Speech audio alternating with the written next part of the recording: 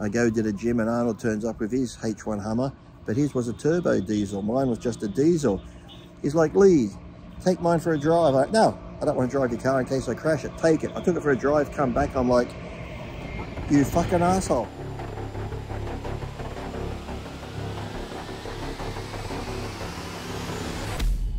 Well, good morning, good afternoon, good evening. Well, depends where you are in the world, doesn't it? Today's topic is, I don't know, what is today's topic? Oh, that's right. We can talk about people, like in bodybuilding, like people that I know who have passed. There was a video on the other day in the gym, right? And I was doing legs on the video. And I just so happened to also be doing legs in the gym. And I looked up and on the video in the gym, I had like 15 plates on the leg press. But in real life, that day I had 6 on each side. And then I looked at the video and Joe Gold was on it. Artie Zeller was on it. And there was like 3 other people on my video, Ira, that trained me for the 97 Olympia and Ironman, who have all passed on. So I said, fuck, this is depressing. And people go, oh, Lee, don't be depressed, you inspire us. Some young kids in the gym go, oh, Lee, this is great, it's inspirational. And I went, oh, fuck, well, it's not inspirational for me, I'm depressed. In a joking around way, but, you know, so I was just talking about how it's funny when you look at old things like that and you see your mates from the past, like Mike Matarazza. Now, Mike was a great guy. Anyone that knows Mike, total down-to-earth guy, great sense of humour, wasn't stuck up, really nice guy. Huge calves, big arms, like I said, a real character. And sadly, we lost him, and we've lost a few, like NASA. Now, NASA was a classic one also. And then it's like, you know, you look at back at sometimes you think, man, I'm lucky to be here. And that's what we should think about rather than think of, oh, shit, it sucks that they're gone. But oh, the great memories you had with people like that, like on tour, the time Paul Deletnai sent NASA a piece of chocolate cake at this restaurant on the European tour. NASA was like, funny guy, but sometimes he could go off. Have you ever seen those videos of NASA online where he's been interviewed, especially by women? He would go off. A woman would say, I was in the change room actually with him in the 98 Olympia at Madison Square Gardens, and this woman come in and said, can I interview you? So she comes in and says to NASA, so, you eat a lot of food? And NASA looks at her and goes, what sort of stupid question is that? Do I eat a lot of food? You were stupid for asking me this question. And let's just say the interview went downhill from there. Do you lift heavy weights? Another stupid question. You call yourself a reporter? You're an idiot. You stupid woman. What degree? I mean, let's just say within a couple of minutes, the lady left the room and NASA just shakes his head. But that was NASA. NASA was very smart. He could speak like 5 or 6 different languages and stuff like that. So everybody else to NASA was an idiot, even other bodybuilders. So Matarazzo on the same European tour, after one show we ordered burgers and chips and he had to go to the toilet and I was starving, and my burger come and his burger come and ate both of them, and he comes back, he goes, no, you couldn't have, I was only gone for 2 minutes. I said, yeah, but I was really hungry. And he laughed and laughed. And another time I'd always bulk up at the gym and he'll just walk in and shake his head. I go, what? He goes, Lee, he goes, you're like the human tick. He's like, you're gonna fucking pop. Stop whatever you're doing. Because I was like 285. So many good memories. Joe Gold, when I first moved to America, you know, I was close with my family here. My grandfather raised me. Joe Gold was like my adopted grandfather. I would sit in the office with Joe Gold he'd tell me stories of the days with Arnold and stuff. Some stories I can tell on later videos, some I can never tell. You know what I mean? But the stories, and he'd always call me Fat Boy because I'd get heavy in the off season. Even when I got in contest shape, he'd call me Fat Boy. I remember just training there, and I'd go to places with Joe, to Costco and that, and help him out because he's in his wheelchair, and I just hang out and just like, it was almost like living the dream of being there at World Gym with these people. Arnold would come in, Lou Ferrigno every day, chat to them, but just hanging out with Joe Gold. And it was like, you know, when he passed away, he left me his 2 dogs because he knew I was an animal lover. They were 2 border collies, Prince and Lance.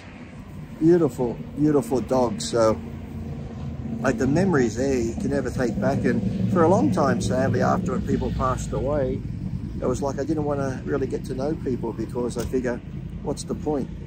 They're going to die and then you'll be sad. But then I figure, if you don't go out and meet new people and have fun, you'll never make new memories. And that's what it's all about, and keeping those memories alive. So telling stories like this is good because I have to do a few more videos because generally I forget sometimes, but then I should carry a pad around or even the notes on my phone because something will pop into my head. Sometimes like when you get a smell or you hear a song and it takes you back to that place straight away and you're like, wow, I remember that. Yeah, but Joe Gold, some of the things, he used to have a hand control in his car. He used to think he was fucking a race car driver. You had to hail on for dear life, and when I'd go on the plane with Joe Gold, and these days, you'd always joke around the flight attendants. These days it'd probably be sexual harassment, but they just laughed, and he always had a good sense of humour, Joe Gold. And Eddie Giuliani, he was in Pumping Iron with Arnold, another good friend of mine. I got invited to his house. Not many people did because it was like being invited to the Batcave secret location. Eddie was great. He loved cars. Sadly, we lost him a couple of years ago, but he was the one on Pumping Iron that jumps in Arnold's arms in the beginning of Pumping Iron and says he's going to visit Louis, anything you want me to tell him and that. So many good things. And Dr. John that was there, Zabo. Zabo you'll probably see in a lot of pictures, World Gym. He's always got the sunglasses on. Zabo would be funny because Joe would get mad at him because he'd go work in the office and take the phone off the hook.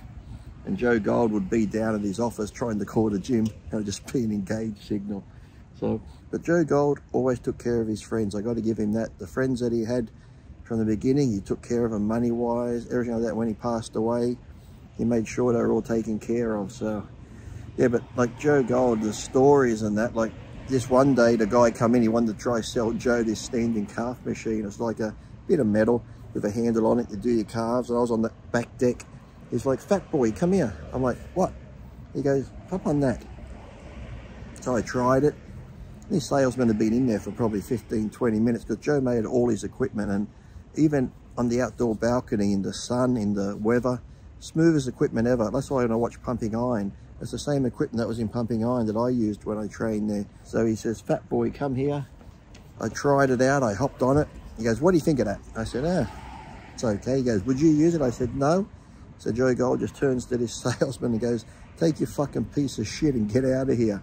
I felt so sorry for the guy. I just looked at him and went, oh, sorry. Joe Gold was always funny like that. But I remember just training there and everyone was shocked. Eddie Giuliani and everyone, they come up and go, man, Joe Gold likes you. I said, why? He goes, this is when I was going to compete in the Ironman.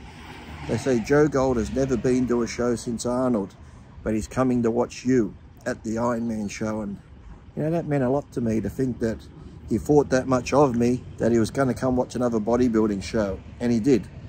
But after that bodybuilding show, oh my God, I got to the gym the next day. He goes, those bodybuilding shows, how did you get beat by all those fat gorillas with their big fat stomachs? Because I got second. And Joe Gold was so mad. And I'll tell you, he was also mad after one Arnold Classic. Everyone said I should have won it or got second, ended up getting fourth. Just walking along the street the next day and Bill Pearl was there and his wife. And she goes, oh my God, Lee. She goes, last night was the worst night. I said, why? She goes, Bill never shut up saying how you got ripped off and screwed over and stuff like that. So, you know, hearing that coming from legends like Bill Pearl, Joe Gold, people who have been around forever, that means more to me than ever winning a show, to know that I had their respect. I always treated them with respect because, like I said, being raised by my grandfather, I always had respect. Just traveling around with these guys. And back to the NASA one, I think I forgot. When Paul and I sent this chocolate cake to NASA on the European tour, he almost threw it at the waiter, almost killed the waiter. And he's like, who sent me this chocolate cake? You think this is funny? And Paul started snickering.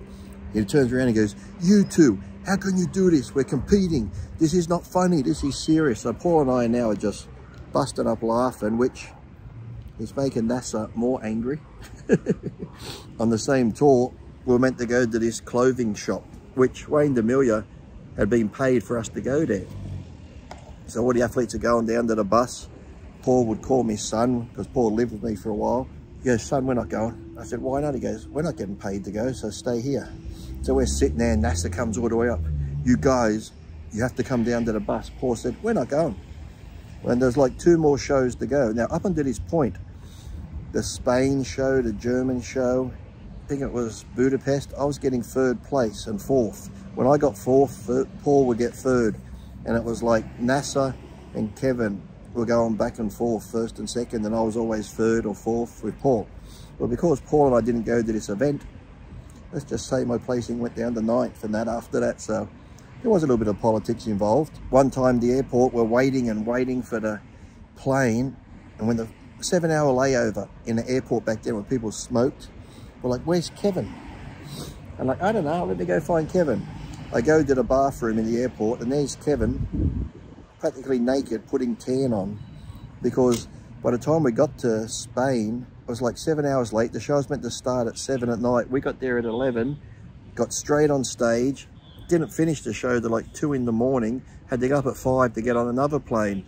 Yeah, but Kevin was tanning up in the toilets at the airport. On the plane, he was walking around with his shirt half undone, pants hanging off. Let's just say the gay flight attendant really appreciated that and was taking Kevin all these sandwiches. So Paul and I went down and stole his sandwiches and ate them.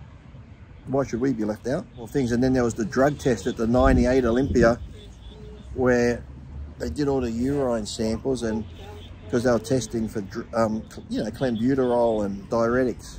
We came back at the night show, Nasser and I, and everybody's sample was still sitting there on a tray. And we're like, hey, Nasser, let's just put fucking diuretics in everyone's sample, and you and I, you can win, I'll get second. They never tested. It's just like a, they said they were going to, so it looked good for the media, I guess, and shit like that. But yeah, so things are starting to come back. I'm sorry if this is all over the place, because I'm thinking of one thing and then my mind goes somewhere else, but it's a bit discombobulated with memories coming back. I go to the gym and Arnold turns up with his H1 Hummer, but his was a turbo diesel. Mine was just a diesel. He's like, Lee, take mine for a drive. I'm like, no, I don't want to drive your car in case I crash it. Take it. I took it for a drive, come back. I'm like, you fucking asshole. Now I've got to get one. So 2 weeks later, I had a turbo diesel Hummer because the performance was that much better. And then I used to train with Roland Kickinger. If you remember Roland, he looked exactly like Arnold. And I'd be training in the gym and Arnold would yell out, Roland, why do the little guys always want to train with the big tall guys? Referring to him and Franco and me and Arnold. I mean, me and Roland. And I said, yeah, Arnold, but why is the shorter guy always so much stronger? He's like, very funny. It's like when I was doing leg extensions before a contest. I'm just repping them out and repping them out. Arnold's in front of me with Eddie Giuliani. And he's like, he says, don't you think you've done enough? And I'm like, yeah, I probably have, because I looked at Arnold and I looked at Eddie and said, I have done enough, because no matter how hard I train, no matter how good I look, when I get to your age, I'm going to look like fucking shit like you two. And they had a good laugh. So that's the good thing about Arnold. He could always take a good ribbing, and he would give it too, mind you. He would give it out just as much as he took it. So there was so much fun in that gym. If you dropped the weight, oh, the tourists would come in and drop weights on the floor. You weren't allowed to drop weights. Joe Gold would go out there and throw their money back at them if they just paid for a casual day. Get the fuck out and go. Oh, fantastic times, I tell you. You just got to enjoy life.